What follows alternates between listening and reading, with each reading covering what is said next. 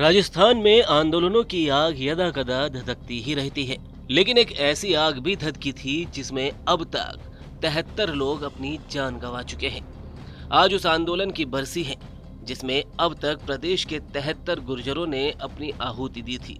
इस दिन को याद करते हुए प्रदेश के पूर्व उप मुख्यमंत्री और कांग्रेस पार्टी के राष्ट्रीय महासचिव सचिन पायलट ने अपने सोशल मीडिया अकाउंट पर पोस्ट करते हुए लिखा, राजस्थान में समाज हित के लिए संघर्ष करते हुए अपने प्राण न्योछावर करने वाले 73 साथियों को मैं भावभीनी श्रद्धांजलि अर्पित करता हूं। समाज के प्रति आपका यह सर्वोच्च बलिदान सदैव स्मरणीय रहेगा। #गुर्जर आंदोलन बलिदान दिवस। प्रदेश में आरक्षण का मुद्दा जब तब गर्माता रहा है। 2002 में जाट समुदाय के लोग सामान्य से ओबीसी में आरक्षण चाहते थे। इसी साल तत्कालीन प्रधानमंत्री अटल बिहारी वाजपेयी ने राजस्थान में एक सभा में जाटों को ओबीसी में आरक्षण देने का वादा किया। इसके बाद 2003 में राजस्थान विधानसभा चुनाव से ठीक पहले जाटों को ओबीसी में शामिल किया गया। बीजेपी को इसका फायदा मिला। बीजेपी को पहली बार 200 में से 120 सीटें मिली। दरअसल ये वो दौर था जब प्रदेश में जाट वोट कांग्रेस का वोट बैंक माना जाता था। 1998 में कांग्रेस के सबसे बड़े जाट नेता माने जाने वाले परसराम मदेरणा के नेतृत्व में कांग्रेस ने 158 सीटें जीती थी। लेकिन कहा जाता है कि परसराम मदेरणा के मुख्यमंत्री नहीं बनाए जाने से कांग्रेस का ये वोट बैंक ऐसा छिटका कि 2003 में जाट समुदाय ने रिवाज ही बदल दिया। 2004 के लोकसभा चुनाव में भी बीजेपी को 25 में से 21 सीटों पर जीत मिली।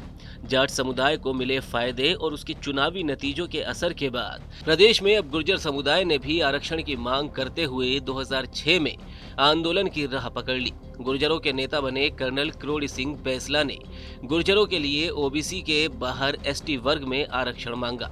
एसटी में शामिल करने की मांग को लेकर तब पहली बार गुर्जर राजस्थान के हिंडौन में सड़कों व रेल पटरियों पर उतरे।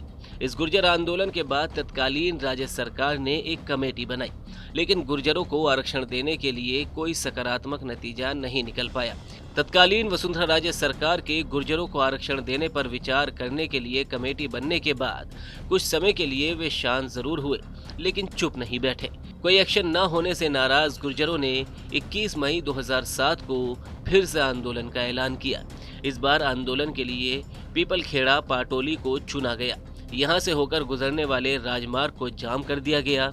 इस आंदोलन में 28 लोग मारे गए थे। उसके बाद चोपड़ा कमेटी बनी। कमेटी ने 15 दिसंबर 2007 को गुर्जरों को 5% आरक्षण देने की रिपोर्ट दी। साल दर साल आश्वासन के सहारे बीता है।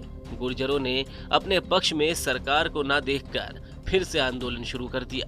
पीपलखेड़ा पाटोली में गुर्जर आंदोलन किए जाने के बाद सरकार से आमने सामने की लड़ाई का ऐलान कर 23 मार्च 2008 को भरतपुर के बयाना में पीलू का पूरा ट्रैक पर ट्रेनें रोकी। 7 आंदोलनकारियों को पुलिस फायरिंग में जान गंवानी पड़ी। इससे गुर्जर और ज्यादा भड़क गए। 7 मौतों के बाद गुर्जरों ने दौसा जिले के सिकंदरा चौराहे पर हाईवे को जाम कर दिया। नतीजा यहाँ भी 23 लोग मारे गए और गुर्जर आंदोलन 2008 तक मौतों का आंकड़ा 28 से बढ़कर 58 हो गया। दिसंबर 2008 में हुए विधानसभा चुनाव में बीजेपी को विरोध झेलना पड़ा। बीजेपी 120 सीट से सीधे 78 पर सिमट गई। इसके बाद 2009 में लोकसभा चुनाव हुए। उसमें भी बीजेपी को 25 में से केवल 4 सीटें ही मिल पाई।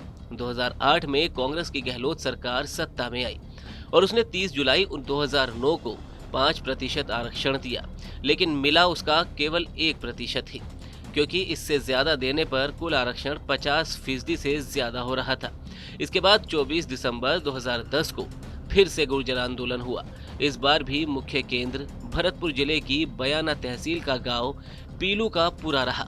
यहाँ पर आरक्षण की मांग को लेकर गुर्जरों ने रेल रोकी, महापड़ाव किया। प्रदेश में 1% आरक्षण मिलने की नाराजगी गुर्जरों ने 2013 के विधानसभा चुनाव में दिखाई। राज्य में कांग्रेस की जगह फिर से भाजपा सरकार आई। गुर्जर समुदाय ने अपना आंदोलन जारी रखा और 21 मई 2015 को वे फिर से आंदोलन पर उतर आए। इस बार भी आंदोलन का मुख्य केंद्र भरतपुर जिले की बयाना तहसील का गांव पीलू का पूरा रहा। तब सत्तारूढ़ बीजेपी सरकार ने एक बार फिर 5% आरक्षण का दाव आजमाया, पर इससे फिर आरक्षण अपनी 50% की स्वीकार्य सीमा से आगे चला गया और हाईकोर्ट ने इस पर रोक लगा दी। 2018 में फिर से प्रदेश में सत्ता बदली और कांग्रेस ने सरकार बनाई। कहा जाता है कि इस बार गुर्जरों ने अपने नेता सचिन पायलट के मुख्यमंत्री बनने की संभावनाओं के साथ कांग्रेस को वोट दिया। सरकार तो कांग्रेस की बनी, लेकिन एक बार फिर से मुख्यमंत्री बने अशोक गहलोत और एक बार फिर फरवरी 2019 में गुर्जर समाज आरक्षण के लिए पटरी पर बैठ गया। इस बार गहलोत सरकार ने गुर्जरों की 5% आरक्षण की मांग पूरी कर दी। गुर्जरों के बड़े नेता किरोड़ी सिंह बैसला का निधन हो चुका है। मौजूदा वक्त में प्रदेश के कई गुर्जर नेता हैं, लेकिन माना जाता है कि सचिन पायलट की जो पकड़ है वो किसी और की नहीं है।